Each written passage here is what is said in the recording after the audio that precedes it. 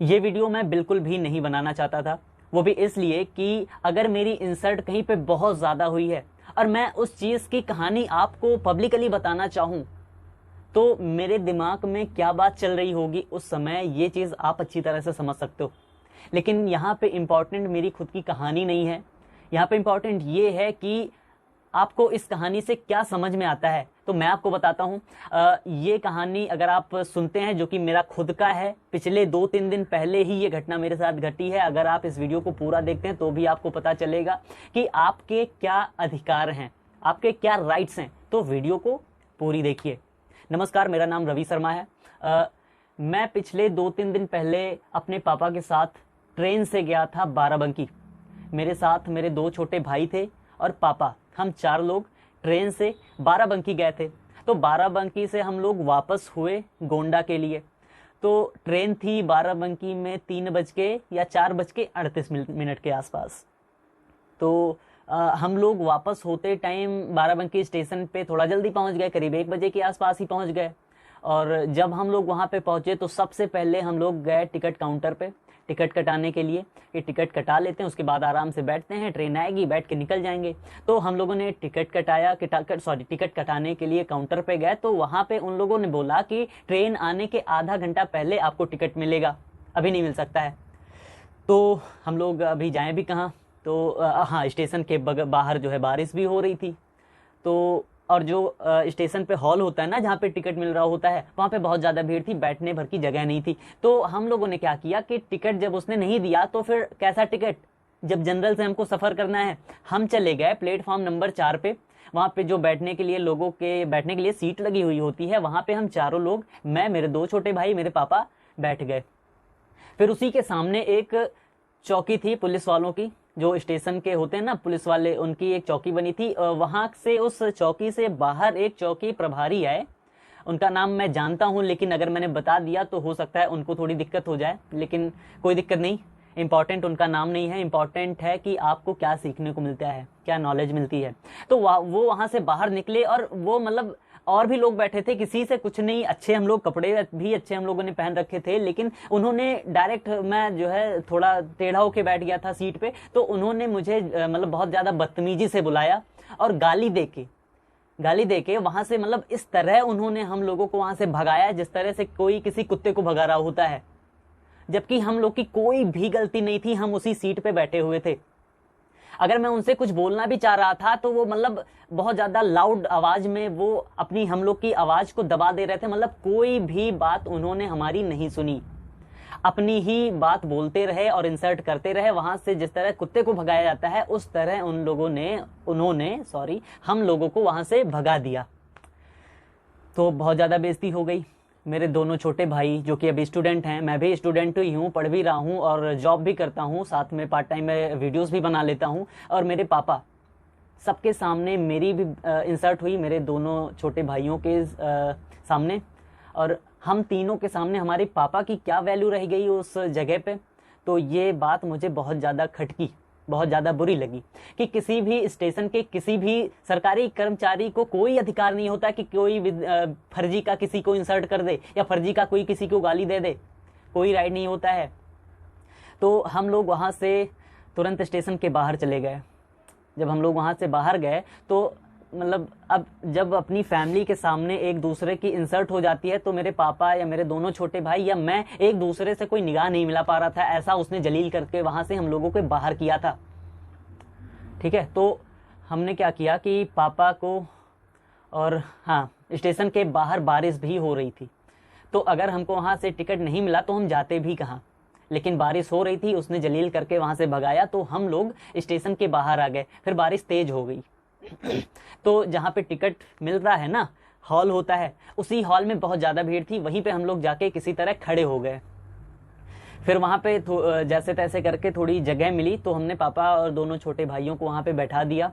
उसके बाद फिर मुझे ये बात हजम नहीं हो रही थी कि उसने इस तरह से, कोई किसी पब्लिक से कैसे बात कर सकता है, फिर चाहे कोई कितना भी बड़ा सरकारी ऑफिसर ही क्यों ना हो, कोई किसी से ऐसा बात नहीं कर सकता। ये चीज़ मुझे बहुत ज़्यादा बुरी लग रही थी अंदर ही अंदर। फिर मैं पापा और दोनों छोटे भाइयों को वहीं बैठा के हॉल में, और फिर मैं स्टेशन के अंदर गया। मुझे पता था कि इन लोग को ये राइट्स तो है नहीं।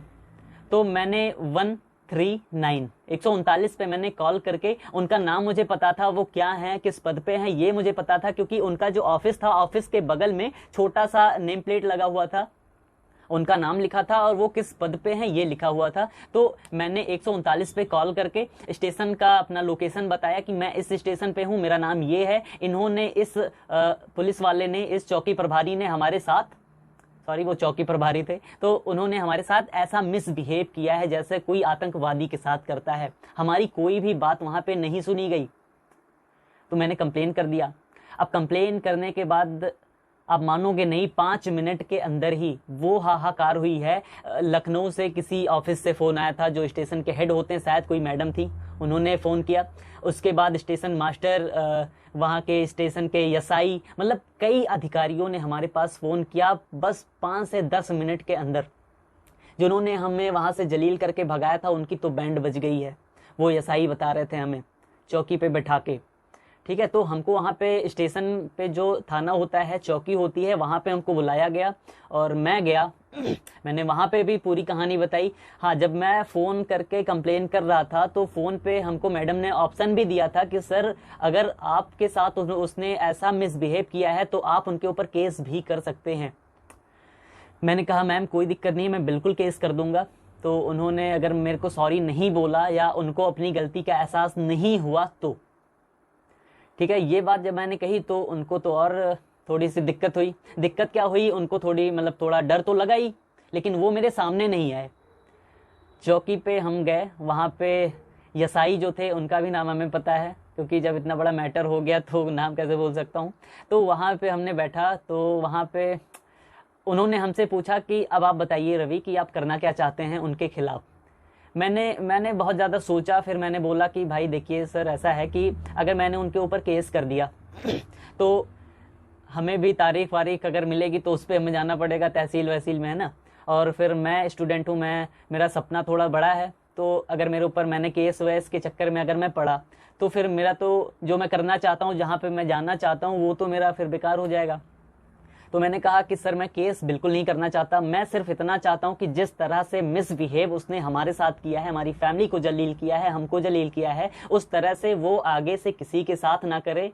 और ये वीडियो मैं इसलिए बना रहा हूं कि आम लोगों को अपने राइट्स पता चलें कि किसी भी पुलिस वाले को या किसी भी सरकारी ऑफिसर को, किसी भी नॉर्मल आम आदमी को जो है जलील करने का कोई अधिकार, कोई राइट नहीं होता है। फिर वहाँ पे जब हम गए, थाने पे बैठे थे, जब पुलिस वाले से एसआई साहब से हमारी बात हो रही थी, तो उनका जो है वो एसआई से बात किए, वो बहुत ज़्यादा माफ़ी चाह रहे थे, मांगना चाह रहे थे, लेकिन कोई दिक्कत नहीं है। हम बस इतना चाह रहे थे कि उन्होंने गलती की है, उनको अपनी गलती का एहसास हो जाए और आगे से किसी के भी साथ ऐसा वो ना करें। फिर एसआई साहब ने हमसे बोला कि आप सर अगर एक एप्लीकेशन लिख दीजिए कि मेरा नाम ये है, ये गलती हुई थी इनके साथ और अब हम इनके ऊपर केस नहीं करना चाहते हैं। तो इतना अगर आप कर दें तो ठीक है, कोई दिक्कत नहीं है, आप जाइए और वो भी बच जाएंगे। भाई स्टेशन पे पर डे लाखों लोग आते हैं और जिसमें से कुछ लोग होते ही वैसे हैं कि जिनके साथ अगर आप इज्जत से बात करो तो वो उस चीज़ को समझ नहीं रहे होते हैं, तो उनके साथ टेढ़ा बोलना ही पड़ता है। ये चीज़ एसआई साहब ने हमको समझाई। मैंने कहा कोई दिक्कत नहीं सर, आप जो भी बात कर रहे हैं बिल्कुल सही है, लेकिन जिस तरह उन्होंने हमारे साथ मिसबिहेव किया है ये बिल्कुल नहीं करना चाहिए था। तो जो है उन्होंने सॉरी वॉरी भी बोला जिन्होंने ऐसा हमारे साथ मिसबिहेव किया था। फिर मैंने एप्लीकेशन लिख दिया कि अब उनके ऊपर मैं केस नहीं करना चाहता, जो भी हमारे बीच हुई थी, बदतमीजी उन्होंने किया था, मैं अब आगे से एक्शन उनके खिलाफ नहीं लेना चाहता। मैंने एप्लीकेशन लिख के वहाँ पे दे दिया। फिर मैं चला आया अपनी ट्रेन पकड़ के, आ रहा था गोंडा के लिए। तो ट्रेन में जब मैं था तब फिर वहाँ के कोई बड़े अधिकारी थे, शायद एसआई या स्टेशन मास्टर कोई रहे होंगे। तो उन्होंने कॉल किया कि रवि आपने कंप्लेन दर्ज किया था उनके खिलाफ, तो आप संतुष्ट हैं सर्विस से या नहीं।